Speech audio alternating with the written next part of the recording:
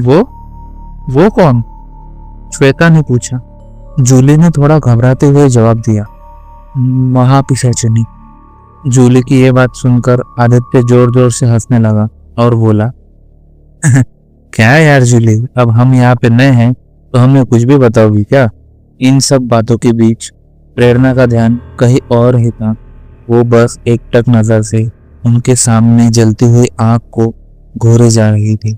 जूली आदित्य को जवाब देते हुए कहती है, अरे मैं ये बातें अपने मन से थोड़ी ना कह रही हूँ। मैंने जो बचपन से यहाँ के लोगों से जो इस जगह के बारे में सुना, बस तुम लोगों को वही बता रही हूँ ना। और अगर तुम लोगों को मेरी बातें झूठी लगती हो तो ठीक है, फिर नहीं बताऊंगी मैं कुछ भी, बस।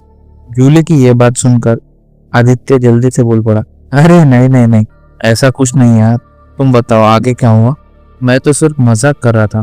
तभी मिनल भी बीच में बोल पड़ती है, हाँ जूली बताओ ना यार, फिर आगे क्या हुआ? मिनल के इतना कहते ही जूली आगे बोलती है, वैसे तो माना जाता है कि महापिशाचिनियों की साधना तंत्र मंत्र को जानने वाले या फिर काला जादू करने वाले लोग करते हैं, और महापिशाचिनियां भी उन्हीं के सामने प्रकट होती है जो उनके पक्के साधक होते हैं। पर उस रात वो गांव में कुछ ऐसा हुआ जो ना कभी किसी ने सुना था और ना ही कभी किसी ने देखा था। इतना कहकर जूली फिर से चुप हो जाती है और सबकी तरफ देखने लगती है। सब उसकी बात बड़ी गौर से सुन रहे थे।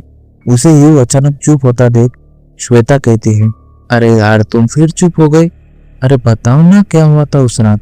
जूली कहती है, वो आगे तो क्या हुआ मुझे नहीं पता, पर लोग कहते हैं कि उन्हीं महापिशाचिनियों की वजह से उस गांव में कोई श्राप फैल गया, जिसकी वजह से वो गांव रातों रात खंडर बन गया, पूरा गांव जल गया। लोग तो ये भी कहते हैं कि उस रात महापिशाचिनियां किसी की साधना कर रही थी। जिन पिशाचिनियों की साधना लोग करते हैं वो खुद किसी और की साधना कर रही थी। तभी आदित्य कहता है, अरे यार ये क्या बात हुई? तुमने ही कहा था कि वो महापिशाचिनियां या जो भी है वो किसी की साधना कर रहे थे और उनकी वजह से पूरा गांव जल गया। और अगर उनकी वजह से पूरा गांव जल गया तो ये बात बाहर के लोगों को किसने बताई कि उस रात वहां पे महापिशाचिनी आई थी और उनकी वजह से पूरा गांव जल गया? हम लोग तो जल गए थे ना। जूली कहती है, देखो यार मुझे इस बारे में तो कुछ नहीं पता। आदित्य कुछ कहने ही वाला होता है, पर उसके बोलने से पहले ही अजीब आवाज में प्रेरणा कहती है, उस रात कुल 7 महापिशाचिनियां मिलकर मलाना गांव की नदी के किनारे किसी की साधना कर रहे थे। जैसे कि जूली ने कहा कि महापिशाचिनियों की साधना साधक करते हैं, लेकिन ऐसा पहली बार हो रहा था कि 7 महापिशाचिनियां एक साथ मिलकर किसी की साधना कर रही। वैसे तो इन महापिशाचिनियों के बारे में किसी को पता नहीं चलता था, पर उस रात एक और घटना हुई जिनकी वजह से इन महापिशाचिनियों के बारे में सबको पता चला और वो गांव रातों रात खाक हो गया। वैसे तो प्रेरणा की बात करने का तरीका देख सब लोग हैरान थे, पर उससे भी ज्यादा हैरानी तो उन्हें इस बात की थी कि प्रेरणा को इन सब के बारे में कैसे पता। कोई कुछ कहता उससे पहले ही प्रेरणा आगे कहती है, उस गांव में एक परिवार रहता था जिनका आपस में कोई रिश्ता तो नहीं था, लेकिन वो एक दूसरे की जान थे। दरअसल उस गांव में चंदर नाम का एक आदमी रहता था, जिसके घर में एक छोटी सी बच्ची रहती थी जिसका नाम अविनाशी था, और एक लड़का रहता था जिसका नाम ध्रुव था। ये तीनों एक साथ रहते थे। चंदर एक अनाथालय में काम करता था। वो अनाथालय मलाना गांव में ही था।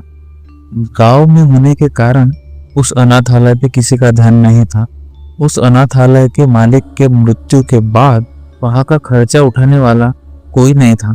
वहां के बच्चों के उज्जवल भविष्य के लिए गांव वालों ने मिलकर उन अनाथालय के बच्चों को शहर भेज दिया, बड़े अनाथालय में। पर उनमें से 2 बच्चों को, यानी ध्रुव और अविनाशी को, चंदर ने गोद ले लिया। चंदर को उन दोनों से कुछ अलग ही लगाव था, क्योंकि उन दोनों को चंदर ही वहां लेकर आया था। अविनाशी को तो अनाथालय की सीढ़ियों पर कोई छोड़ के गया था, रोते हुए इस शिमला की ठंडी में। तब चंदन ने ही उसकी जान बचाई थी और उसे अपनी बेटी की तरह पाला था, प्यार किया था। और कुछ दिनों बाद उसे जंगल में आधी रात को ध्रुव मिला। चंदर ने उसे भी अपनाया, उसे भी अपने बच्चे की तरह प्यार दिया। वो उन दोनों की बहुत परवाह करता था। और जब उसे पता चला कि आश्रम के सारे बच्चों को कहीं और ले जाया जा रहा है, और उसने उन दोनों को गोद ले लिया ताकि उन दोनों से उसे कभी दूर ना रहना पड़े। वो दोनों भी चंदर से बहुत प्यार करते थे। वो दोनों भी चंदर के अलावा किसी और के साथ या अनाथालय में नहीं रहना चाहते थे। और शायद उन महापिशाचिनियों का वहां आना और चंदर को इन दोनों को गोद लेना, उन दोनों का मिलना, ये शायद सिर्फ एक संजोग नहीं बल्कि किस्मत का कोई खेल था। उस रात सिर्फ महापिशाचिनी ही नहीं आई थी, कोई और भी आया था किसी और मकसद से। इतना कहकर प्रेरणा चुप हो गई। प्रेरणा इससे आगे कुछ कह थी उससे पहले होटल में से किसी की आवाज आई, अरे जूली मैडम, आप अंदर आ जाइए अपने दोस्तों के साथ। आज रात को बहुत बड़ा तूफान आने वाला है। अभी अभी मौसम विभाग ने रेड अलर्ट किया है हमारे एरिया को। सब लोग प्रेरणा की बातों में इतना खो गए थे कि किसी ने बढ़ती हवाओं की तरफ ध्यान ही नहीं दिया। जब उनको होटल के नौकर ने आवाज दिया तब जाके वो सब होश में आए। तब तक तेज हवाओं की वजह से उनके सामने जो आग जल रही थी वो भी बुझ चुकी थी। नौकर के आवाज देने से सिर्फ मिनल, जूली, आदित्य, श्वेता और कुणाल ही नहीं बल्कि प्रेरणा भी होश में आ गई थी।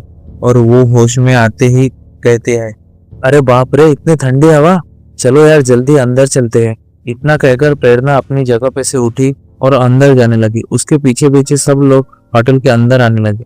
उसके बाद हवाओं का रुख और बदल गया। हवाओं ने जैसे रुकने का नाम ही नहीं लिया। बहुत देर तक तूफान आया वहां पे। ऐसा लग रहा था जो नहीं होना था शायद वो होने वाला है। थोड़ी देर बाद रात काफी हो चुकी थी। सब लोग अपने अपने कमरे में जाके सो गए थे। उस रात प्रेरणा तो सो गई थी लेकिन श्वेता को नींद नहीं आ रही थी।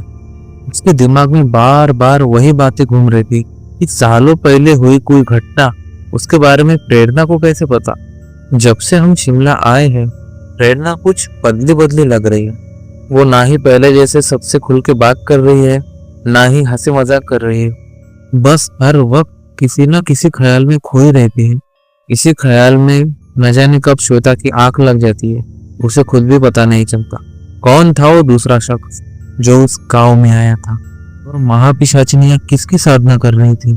और क्या राज है चंदर, अविनाशी और ध्रुव के मिलन का? क्या यह सिर्फ उनकी किस्मत थी या किसी की साजिश? जानने के लिए जुड़े रहिए मिस्टीरियस नाइट्स के साथ।